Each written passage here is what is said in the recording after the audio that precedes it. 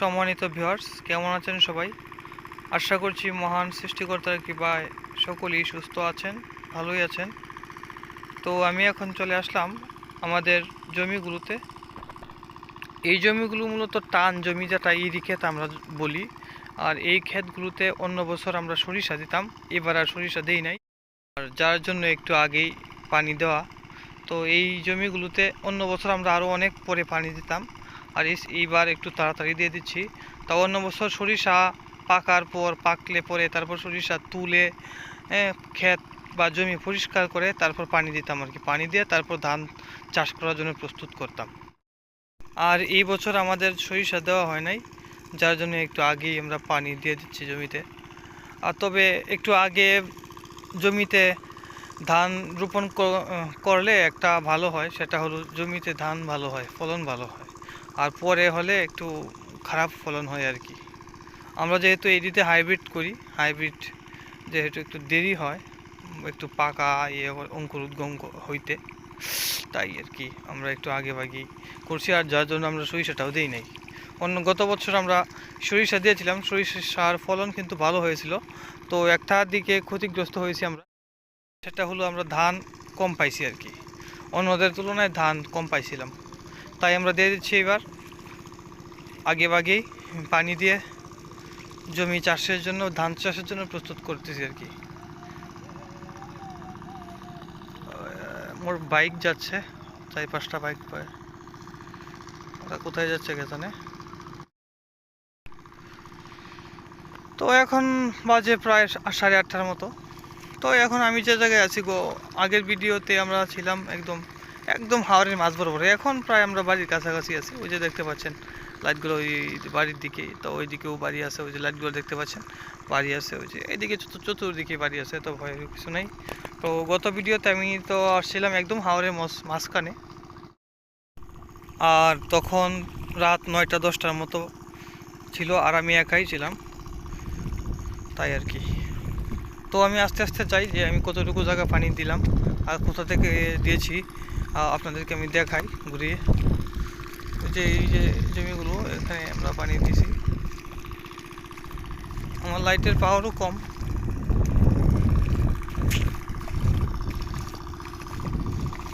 এইখানে মূলত তেল দিয়ে পানি তুলতে হয়, আর গত দিন যে আমরা দিয়েছিলাম ওটার বিল থেকে দিয়েছিলাম আর কি।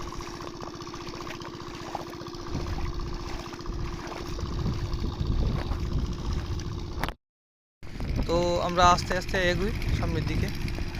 তো এই দিকে যে দেখতে পাচ্ছেন, এটা হচ্ছে এটা তো অন্য বছর সরিষা দিত, এবার সরিষা দেয় নাই। এগুলোতে সরিষা দিত, দেয় নাই। তো দেয় নাই কারণ হলো সরিষা হলে ধানের ফলন খারাপ হয় আর কি। আর এই জন্য আমরা একটা করবো এবার সিদ্ধান্ত নিয়েছি।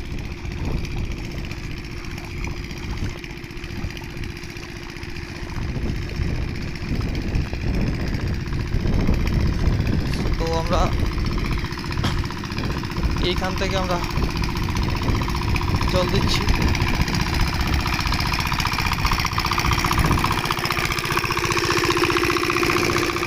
তো তেল দেখা যাচ্ছে যে একটু কমে গেছে, তেল দিতে হবে। আমরা এটা কেরোসিন দিয়ে ব্যবহার করি, এটা মূলত কেরোসিন দিয়ে চালাই। এটা কেরোসিন দিয়ে চালাতে হয়, বেশ ভালো পানি বেরোচ্ছে।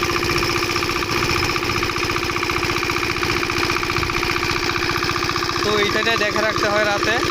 তো এখানে দেখতে পাচ্ছি তালা দিতে হয়, ওই যে তালা। তো আমি এখন যাই বাড়ির দিকে। তো আপনারা দেখছেন যে তেল একটু কমে গেছে, তেল আর একটু দিতে হবে, বাড়ি থেকে তেল আনে তেল দিব।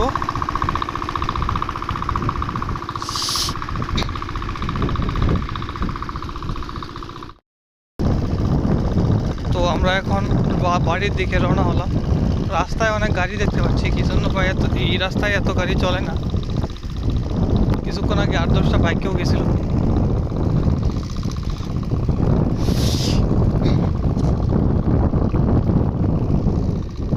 তো আমরা চলি।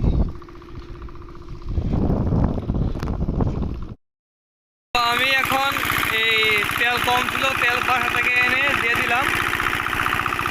তো এই বোতল একসাথে ঢেলে দিয়ে দিলাম। তো আমি আবারও যাই জমির দিকে, পানি ঠিকঠাক মতো হচ্ছে কিনা আমরা গিয়ে দেখে আসি।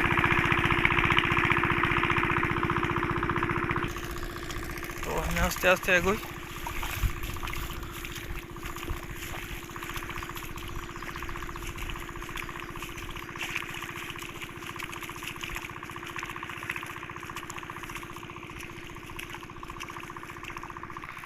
তো এটার এই কুড়াটা ভালোই হয়ে গেছে, আমরা এই কুড়াতে দিয়ে দিব এখন পানি, কোদাল দিয়ে কাইটিয়া এদিকে দিয়ে দিব।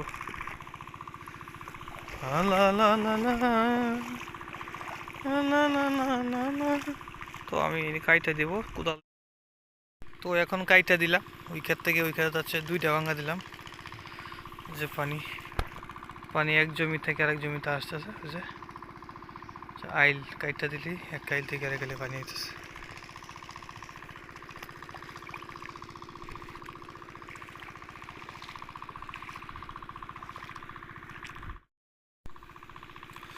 তো এই যে এই জায়গাটা অনেকটা শুকনো, তো পানি দিলে ভিজে যাবে।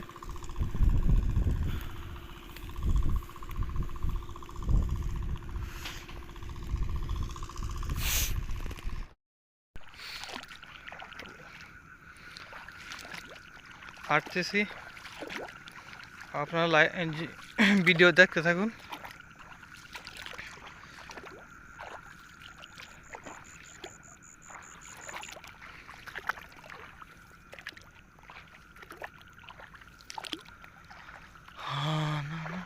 তো এই দিক থেকে কিন্তু লাইটের আলোটা একটু আইতেছে, কারণ এই দিকটা একটা ইট খোলা আছে, মানে ইট বাটা, এটার জন্য একটু আলোটা একটু বেশি আইতেছে।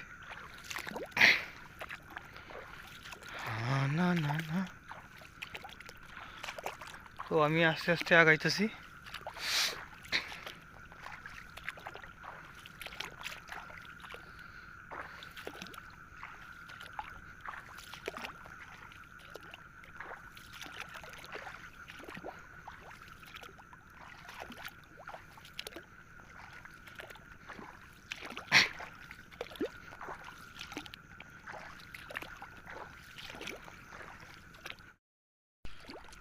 তো আমরা হাঁটতে হাঁটতে জমির দিকে যাই। তো আমি একাই আইছি, আমার সাথে আর কেউ নেই।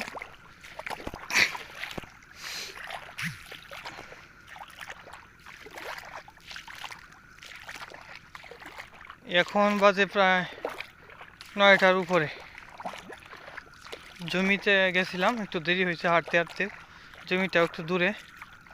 তো এখনও জমিতে আছি, বাড়িতে যাইতে প্রায় বাইরে দেব 10টার প্রায়।